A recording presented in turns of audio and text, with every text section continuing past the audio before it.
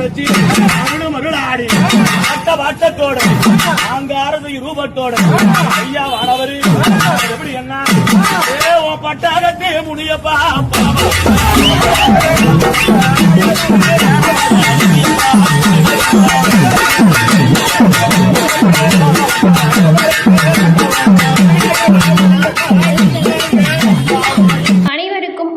நாம இந்த பதிவுல என்ன பார்க்க போறோம் அப்படின்னு பார்த்தா, குலதெய்வ வழிபாடை எப்படி மேற்கொண்டா குலதெய்வத்தின் முழுமையான பரிபூர்ண அருளும் நமக்கு கிடைக்க முடியும் அப்படிங்கிறத இந்த பதிவில் பார்க்க போறோம்.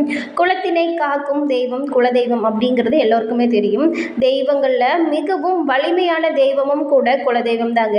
நமக்கு எந்த தெய்வம் இஷ்ட தெய்வமா இருந்தாலும் சரி, அந்த தெய்வத்தோட முழுமையான அருளுமே எளிதில் கிடைக்க நம்மளோட குலதெய்வம் நமக்கு கட்டாயம் உறுதுணையா இருக்கும்.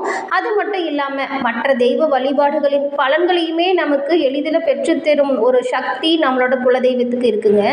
குலதெய்வம் பெரும்பாலும் சின்ன சின்ன தெய்வமாக இருக்குங்க. ஆனாலும் அந்த சக்தி அப்படிங்கிறது அளவிட முடியாத அளவுக்கு இருக்குங்க. சின்ன தெய்வம் அப்படின்னு சொல்லிட்டு நாம் எப்பவுமே குலதெய்வத்தை அலட்சியப்படுத்தக்கூடாதுங்க. ஏன்னா யமன் கூட ஒருவரோட குலதெய்வத்தின் அனுமதி பெற்று தான் அவங்களோட உயிரை எடுக்கவே முடியும் அப்படிங்கிறது ஐதீகமாக சொல்லப்பட்டிருக்கு.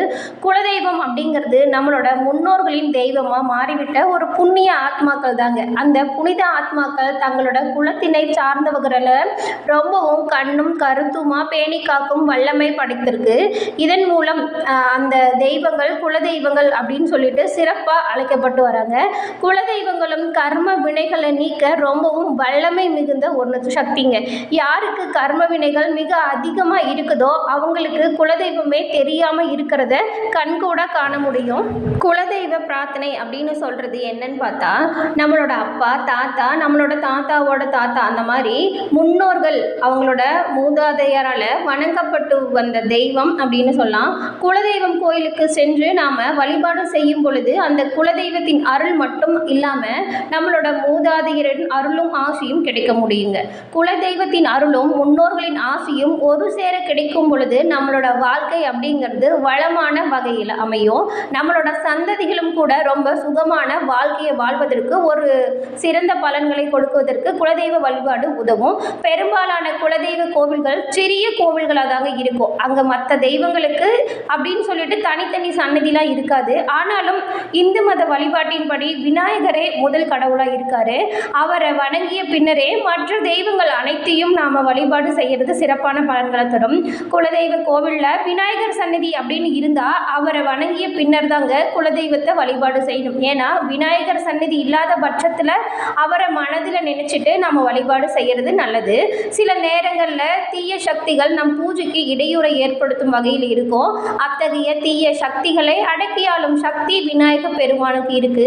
அதனால தான் விநாயகரை வணங்கிய பின் குலதெய்வ வழிபாட்டை தொடங்கினா எந்த ஒரு குறையும் இல்லாம பூஜை சிறப்பாக முழுமையாக நிறைவடையும். அதனால தான் எந்த தெய்வத்தை வணங்கும் பொழுதும் விநாயகர் வழிபாடை மேற்கொள்றது சிறப்பான பலன்களை தர உதவும். பிரம்ம தேவரின் மானச புத்திரர்களான சனகர், சந்தனர், சனாதனர், சந்தனகுமாரர் இவங்க 4 முனிவர்களும் சிவபெருமான் கிட்ட வேண்ட அவர் தென் திசை நோக்கி குருவா அமர்ந்து அவங்களுக்கு ஞானத்தை போதனை செஞ்சாருங்க. சிவபெருமானின் ஞான வடிவம் அப்படின்னு சொன்னா ஸ்ரீ தட்சணாமூர்த்தி பெருமான சொல்லலாம். முனிவர்களுக்கெல்லாம் ஈஸ்வரனாக இருந்து ஞானத்தை போதித்தனால அவர் முனீஸ்வரர் அப்படின்னு அழைக்கப்படுறாரு. குலதெய்வம் தரும் குருவருளும் திருவருளும் அப்படிங்கிற பழமொழி இதனால தாங்க. சிவபெருமானே தட்சணாமூர்த்தியாகவும் முனீஸ்வரராகவும் இருந்து நமக்கு இருக்கும் அறியாமையை அகற்ற உதவுறாருங்க. ஆனால் மக்கள் முனீஸ்வரரை இன்றுமே காவல் தெய்வமாக வணங்குறாங்க. ஒரு கல்லையும் சூலாயுதம் ஒன்றையும் ஒரு சிறு குடில நிறுவி இந்த ஆலயத்தை வழிபாடு செய்கிற மக்கள் நிறைய பேர் இருக்காங்க. முனீஸ்வரர் வழிபாடை எப்படி மேற்கொள்ளலாம் அப்படின்னு பார்த்தா, முனீஸ்வரர் வழிபாடு அப்படிங்கிறது காலம் காலமாக கிராம மக்கள் மட்டும் இல்லாமல் நகரத்து மக்களும் பயபக்தியோட வணங்கக்கூடிய ஒரு தெய்வ வழிபாடாக இருக்கு. ஈஸ்வர பட்டம் அப்படிங்கிறது சனீஸ்வரர் மற்றும் முனீஸ்வரர் இந்த 2 தெய்வத்துக்கு மட்டும்தாங்க உரிய ஒன்றாக இருக்கு. பிரபஞ்சத்திலேயே சிவபெருமானுடைய மற்றொரு நாமமான ஈஸ்வர பட்டத்தை பெற்றிருக்கிறது இவங்க 2 பேர் மட்டும்தான். சிவபெருமானின் அந்தரங்க காவலர்களின் ஒருவர் தாங்க முனீஸ்வரன். முனீஸ்வரர் நள்ளிரவு 12 மணிக்கு மேலே 5 மணிக்குள்ள மட்டும் நகர்வலம் வருவதாக கிராம மக்கள் ரொம்பவும் ரொம்பவும் நம்பிக்கையாக வச்சுருக்காங்க. பெரும்பாலும் கிராம மக்களின் காவல் தெய்வமாக விளங்கக்கூடியவர் இந்த முனீஸ்வரன் தான். பெரும்பாலும் முனீஸ்வரர் கோவிலில் மேல் விதானம் அப்படிங்கிற ஒன்று இருக்கவே இருக்காது. தமிழ்நாட்டில் சில கோவில்களில் வித்தியாசமான வடிவில் முனீஸ்வரர் காட்சி தர்றதை நாம் பார்த்துருக்கோம். குலதெய்வம் தெரியாமல் எந்த ஒரு பூஜையாக இருந்தாலும் சரி, வழிபாடாக இருந்தாலும் சரி, பரிகாரமாக இருந்தாலும் சரி, அது எது செஞ்சாலுமே பயன் தராதுங்க. குலதெய்வத்தை கண்டறிஞ்சு அதற்குரிய வழிபாடை செஞ்சால் ரொம்பவும் நல்லதாக இருக்கும். குலதெய்வத்திற்கு பொங்கல் வைத்து படையல் போட்டு வணங்கிய பின்னர் தாங்க அர்ச்சனை செஞ்சு திரும்பணும். நாம் இதை செய்கிறது தான் முறையான குலதெய்வ வழிபாடாக இருக்கும். உங்களோட குலதெய்வம் கோவிலுக்கு சென்று நேர்த்திக்கடன்களை கட்டாயம் செய்யணுங்க. ஒருத்தருக்கு ஏற்பட்ட நம்பிக்கை அவரை சார்ந்தவங்களுக்கு பரவி அவங்களோட சமூகத்தில் அங்கீகரிக்கப்பட்டு வழி வழியாக வருவது தாங்க இந்த குலதெய்வ வழிபாடு. அதாவது முன்னோர் வழிபாடு, குலதெய்வ வழிபாடு அப்படின்னு சொல்லலாம். அந்த வகையில் எந்த காரியம் செஞ்சாலுமே முதல்ல குலதெய்வ வழிபாட்டை நாம் கட்டாயம் செய்யணும். இதனால தாங்க சுக்குக்கு மிஞ்சிய மருந்தும் இல்லை, குல தெய்வத்திற்கு மிஞ்சிய கடவுளும் இல்லை அப்படிங்கிற பழமொழி உருவாகியிருக்கு. குலதெய்வ வழிபாட்டில் ஏதாவது குறைபாடுகள் ஏற்படும் போது நாம் நினைக்கிற காரியம் ஈடுறதுல கொஞ்சம் சிக்கல் உண்டாகும். அது மட்டும் இல்லாமல் நம்மளோட பொருளாதார நிலையில் மந்தமான சூழ்நிலை காணப்படும்.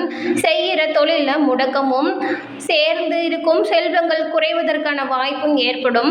பிள்ளைகள் வழியில் கொஞ்சம் தொல்லை ஏற்படும். இது மாதிரியான இடர்பாடுகள் நம்மளை ரொம்பவும் தொல்லை செய்யும். குல தெய்வ தோஷம் இருந்தால் மற்ற தெய்வங்களோட அருளுமே நமக்கு கிடைக்காது. குல தெய்வத்தின் அனுமதி அல்லது அனுகிரகம் இல்லை அப்படிங்கிற பட்சத்தில் ஒருத்தர் என்னதான் சக்தி வாய்ந்த ஹோமம் யாகம் செஞ்சாலுமே, பெருமை வாய்ந்த ஆலயங்களுக்கு சென்றாலுமே எதிர்பார்த்த பலன்கள் கிடைக்கிறதுக்கு கொஞ்சம் கஷ்டம்தாங்க. குல தெய்வத்தின் ஆசி இல்லைன்னா திருமண தடை, குழந்தை பாக்கியம் இல்லாமல் போகிறது, நிரந்தர வேலை இல்லாமல் இருக்கிறது போன்ற பிரச்சனைகள் ஏற்படும். அது மட்டும் இல்லாமல் உடல் உபாதைகள் போன்ற பிரச்சனைகளுமே நம்மளை தொடரும். கூப்பிடாமல் வந்து உதவி செய்யும் குணம் கொண்டது தான் நம்மளோட குலதெய்வம். இஷ்ட தெய்வங்களும் கூட, அது மட்டும் இல்லாமல் நம்ம வேண்டுகிற மற்ற தெய்வங்களும் கூட குல தெய்வத்தோட அனுமதி பெற்ற பிறகு தான் நமக்கு அருளினை வழங்க முடியுங்க. ஒருத்தரோட குலம் தலைத்து வரணும் அப்படின்னு நினைக்கிறவங்க கட்டாயம் குலதெய்வ வழிபாடை செய்யணும். அது ரொம்பவும் முக்கியமானதாக இருக்குது. சில வருடங்களுக்கு முன்பெல்லாம் ஒரு முறையாவது குலதெய்வ ஆலயத்திற்கு சென்று வழிபாடு செய்யணும் அப்படிங்கிற வழிமுறை இருந்துச்சு. இப்போ வந்துட்டு இருக்கிற காலகட்டங்களில் தொழில் விஷயமாகவும் படிப்பு விஷயமாகவும் எல்லோருமே வேறு வேறு இடங்களில் குடிபெயர்ந்து இருக்கிறதுனால இந்த குலதெய்வ வழிபாடை முறையாக செய்ய முடியாமல் போயிருக்கு. ஆனாலும் அப்படி இருக்கிற சூழ்நிலையிலும் கூட நாம் நம்மளோட மனதில் கட்டாயம் குலதெய்வத்தை நினச்சி வழிபாடு செய்கிறது நல்ல பலனை தரும். அதுவும் ஒரு சிலர் எல்லாமே குழந்தை பிறந்ததுக்கப்புறம் அந்த குழந்தைக்கு மொட்டை அடிக்கணும் அப்படிங்கிற ஒரு சூழ்நிலை வரும்போது தாங்க குலதெய்வத்தை தேடுவாங்க. அந்த குலதெய்வம் தெரியாமல் போய் நிறைய பேர் வேறு வேறு கோவில்களில் அவங்களுக்கு பிடிச்ச கோவில்களுக்கு சென்று மொட்டை போட்டுட்டு குலதெய்வ வழிபாடு நாம் செஞ்சுட்டோம் அப்படிங்கிற ஒரு நினைப்பில் இருப்பாங்க. இதுதான் பலருக்குமே பல பிரச்சனைகளை தொடர்வதற்கு ஒரு வாய்ப்பை அமைச்சு கொடுத்துருது அப்படின்னே சொல்லலாம். முறையாக நம்மளோட குலதெய்வம் எது அப்படிங்கிறது தெரிஞ்சு குலதெய்வ வழிபாடை செய்கிறது ரொம்பவும் நல்லதாக அமையும்.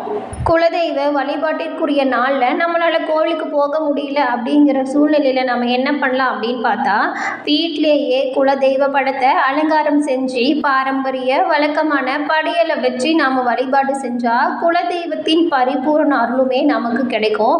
ஒவ்வொரு பௌர்ணமியிலையுமே இதை நாம் தொடர்ந்து செஞ்சு வந்துட்டு இருந்தால் பௌர்ணமி போல் நம்மளோட வாழ்க்கையுமே பிரகாசமாக இருக்கும். ஒருவேளை குலதெய்வ வழிபாட்டை மறந்திருந்தாலும் மீண்டும் தொடங்குறது ரொம்பவும் நல்லது தாங்க. வேறு எந்த தெய்வமும் அதற்கு இணை இல்லைன்னே சொல்லலாம். ஒவ்வொரு வருஷமும் ஒரு குறிப்பிட்ட தேதியில் பூஜை செய்கிறத நீங்கள் பழக்கமாக வச்சுக்கிறது ரொம்பவும் நல்லது. குலதெய்வ படத்தை வீட்டு பூஜை அறையிலையும் சரி, நம்மளோட மணிப்பர்ஸ்லையும் சரி வச்சுக்கிறது ரொம்பவும் நல்ல பலன்களை தரும். குலதெய்வ வழிபாட்டை யார் ஒருத்தர் ஒழுங்காக செஞ்சுக்கிட்டு முறையாக வழிபாடு செஞ்சுட்டு வராங்களோ அவங்களுக்கு எந்த ஒரு கிரகமுமே அதோட விளைவுகளை தர முடியாது. அது மட்டும் இல்லாமல் அவங்களுக்கு வரக்கூடிய வினைகள் அனைத்துமே நல்வினையாக மாறுவதற்கு குலதெய்வ வழிபாடு ஒரு சிறந்த பலனை கொடுக்கக்கூடியதாக அமையும். என்ன நண்பர்களே, இந்த பதிவு உங்களுக்கு பயனுள்ளதாக அமைஞ்சிருக்கும் அமைஞ்சிருக்கும்னு நினைக்கிறோம். இந்த பதிவில் கூறின தகவல்களும் உங்களுக்கு பயனுள்ளதாக அமைஞ்சிருக்கும்னு நினைக்கிறோம். இந்த பதிவு உங்களுக்கு பிடிச்சிருந்தா நம்மளோட சேனலை நீங்கள் இப்போ தான் ஃபஸ்ட் டைம் பார்க்குறவங்களா இருந்தாலும் லைக் பண்ணுங்கள், ஷேர் பண்ணுங்கள், கமெண்ட் பண்ணுங்கள். நம்மளோட சேனலில் நிறைய ஆன்மீகம் சம்மந்தப்பட்ட பதிவுகள் இருக்குது, அதையும் பார்த்து பயனுடையுமாறு கேட்டுக்கிறோம். நீங்கள் தடவை நம்மளோட சேனலை பார்க்குறவங்களா இருந்தால் மறக்காமல் சப்ஸ்கிரைப் பண்ணி வச்சு கூட வர பெல் ஐக்கானை கிளிக் பண்ணி வச்சுக்கோங்க. அப்போ தான் நாங்கள் போடுற பதிவுகள் உடனுக்குடன் நோட்டிஃபிகேஷன் மூலம் உங்களை வந்தடையும் அப்படிங்கிறத தெரிவிச்சுக்கிறோம். தொடர்ந்து பார்த்தமைக்கு நன்றி. வணக்கம் நண்பர்களே.